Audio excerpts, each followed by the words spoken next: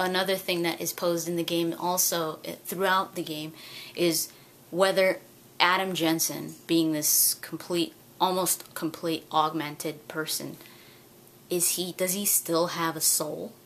Is he still human? If we were to head down that road, if people were to start doing this, now when it comes to science, I never doubt anything. I never doubt that people would do this. Like, oh, people wouldn't do that.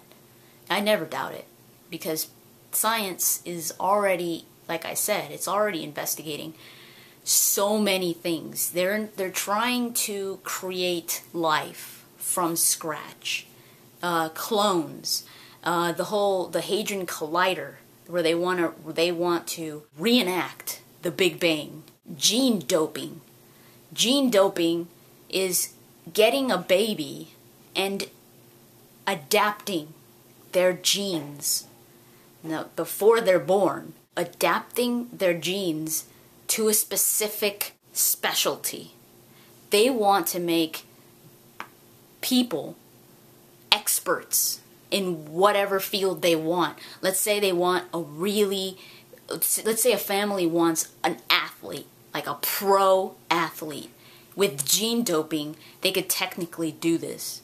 They could create a baby that is in its genetics to be strong, to be to be a strong person, to be muscular, or to have that metabolism that makes it easier for somebody to become a strong person or muscular, to gain muscle, making it easier for them. So working on their genes, pretty much molding somebody the way that they want.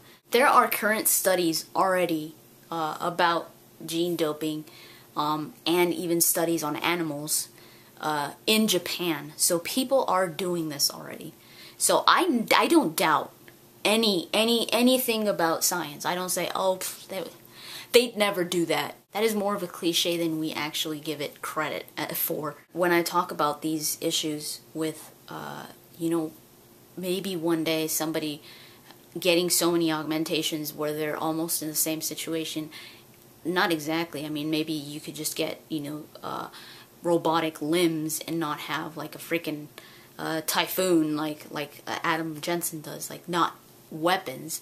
But you could become, I mean, if they could find a way to do it, and I don't doubt they would try to get robotic limbs, you're going to be superior to a normal human being. You're like, oh, that would be so cool. Yeah, totally.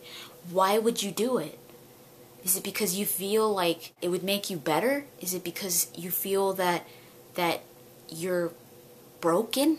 Another thing that I find really interesting about Deus Ex Human Revolution and the underlying meaning of it is it has a lot of hidden messages in the game that all relate to the whole scientific revolution, or the Renaissance, really, the scientific Renaissance that pretty much boomed. I believe it was during the 17th century. There's a picture in, I believe it's Adam Jensen's apartment. I could be wrong, but there's a picture, and I'm sure you've seen it.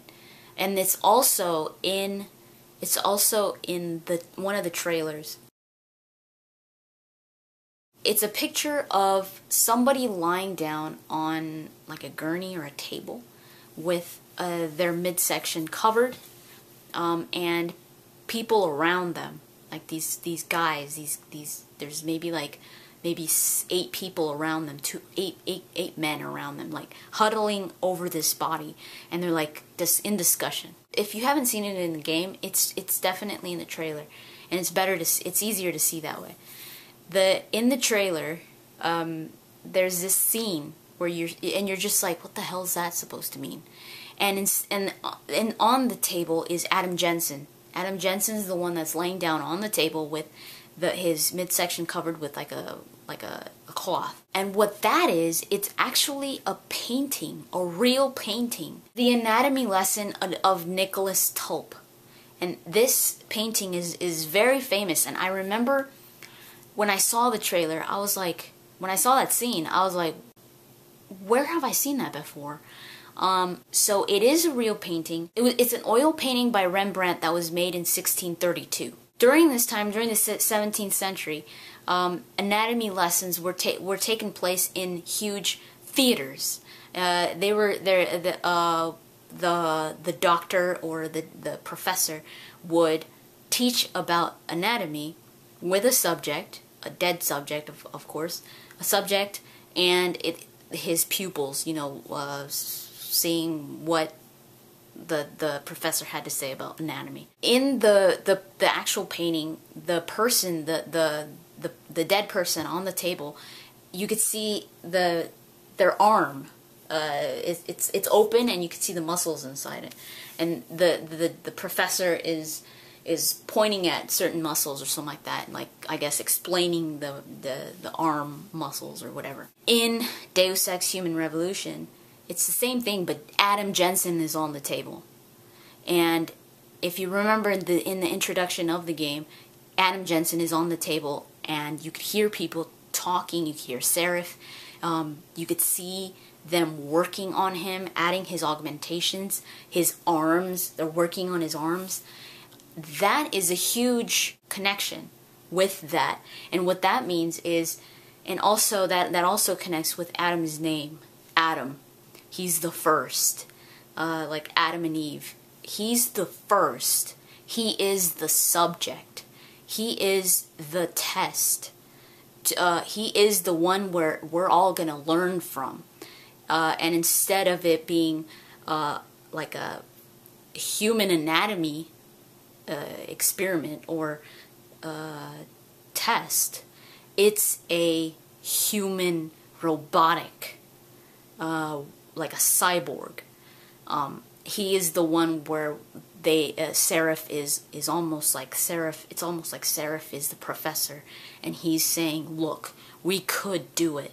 We've got Adam right here. He is the one that was made for this." And there is the whole issue of Adam's genetics. Before he was even augmented, there was something really special about him.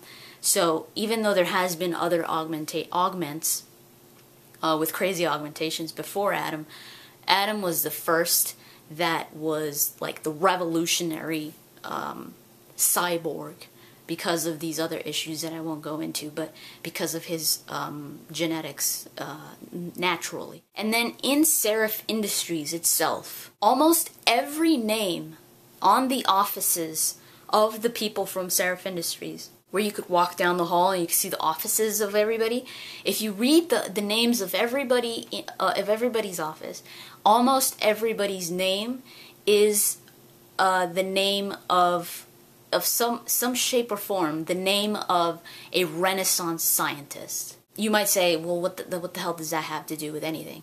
Well, by just thinking of the Renaissance science, it really, the Renaissance scientists and the boom of science during the Renaissance, it really, it also gives you that idea of what the developers wanted people to feel with Deus Ex Human Revolution, was that this was the boom of science. Like this was it. Like Deus Ex Human Revolution, it's almost like saying we're gonna hit another renaissance, another science renaissance, where things are gonna change completely, where we're going to adapt new ways and meld science with ourselves. It's no longer going to be something that is studied. It's almost going to be something that we could actually live through, that it could actually become a part of us. They tap a lot into the Renaissance, the science side of it, because of how innovative this sounds, how new this is, and how Adam was the one that sprang this whole idea.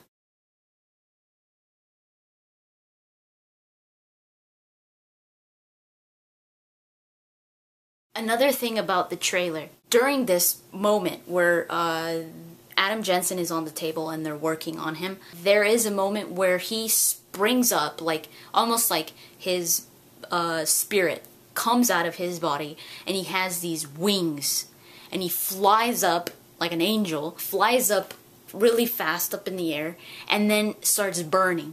A lot of you may have already guessed what this is about, and I did too. As soon as I saw those wings burning, I was like, Icarus. If you know anything about the mythology, Icarus rings a bell, because in this story of Icarus, Icarus tried to flee the town Crete. He tried to flee with these wings that his father created that were made out of wax. But his father warned him not to fly too close to the sun, since the wings were made of wax. But he disobeyed. He didn't follow the rules, and he flew too close to the sun, and the wings melted, and he drowned. He fell and drowned in the sea. These the moral of this story is usually taken as a tragic example of hubris or failed ambition. For those of you that don't know what hubris is extreme pride or arrogance. Now here's a definition, a deeper definition of hubris that you will find a huge connection to Deus Ex Human Revolution, and it will make the reason why they use this image of Adam Jensen with these wings of Icarus, it'll make it a little more clear. Hubris often indicates a loss of contact with reality and an overestimation of one's own competence or capabilities, especially when the person exhibiting it is in the position of power. So this is why they show this scene in the trailer with Adam Jensen with these wings. He flies too close to the sun, burns, and he falls. It's a theme that runs throughout the whole game, where it's like, are you going to abuse your power? Are you going to fly too close to the sun? If you do, you're going to fall. It's not about dying. Falling can also mean that you've lost it. And in this case, you've lost your humanity. You are a robot. You are no longer human. You have no feeling anymore. You have no morality, no sense of morality. You don't know the difference between good and evil anymore. You're just going out there and you're being used as this ultimate weapon, and you don't even care. So it's about that type of falling, also falling from humanity itself.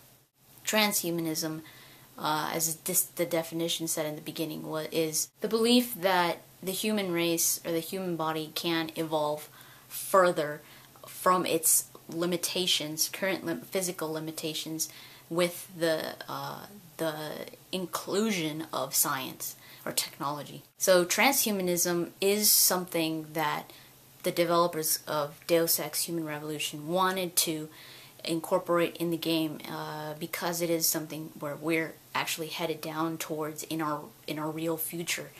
There was this interview with one of the developers. I think she was a writer, and they were asking her if they had done Deus Ex Human Revolution on purpose, if they had done it where they really did want to show us where we're headed. And she said that they did, that was the idea, that was the plan, that they wanted to really take where we're headed in reality, where science is headed, where technology is headed, where humans are headed, and show it to us in a video game and really make it so that we could look at it in a new light and almost judge it for itself and compare it to our real world. So it's a topic that could be discussed for hours and hours. When it comes to my view on it, there's so many things that can hinder us. Like I said, religion, morality,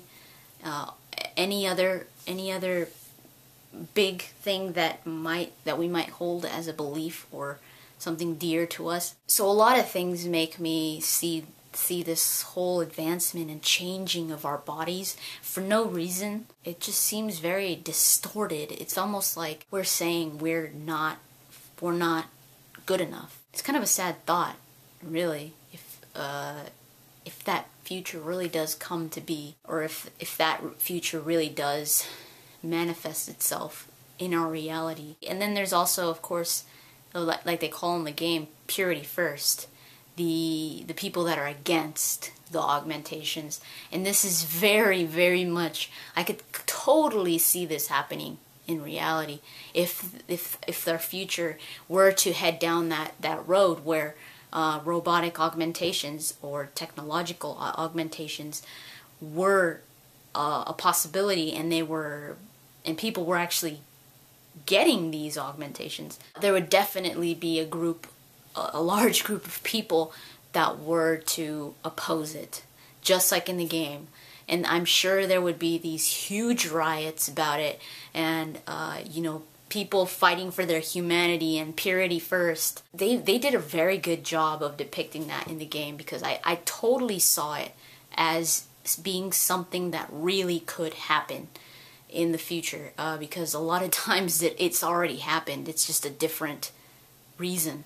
Put that issue with a different reason, abortion. So I'm not saying that I'm against scientific advancement or technological advancement. I'm not against it. But what is kind of scary and sad is where science could be heading in the direction of really changing what it is to be human, and trying to fix a body that already works perfectly on its own, through nature, through natural causes. You were born that way.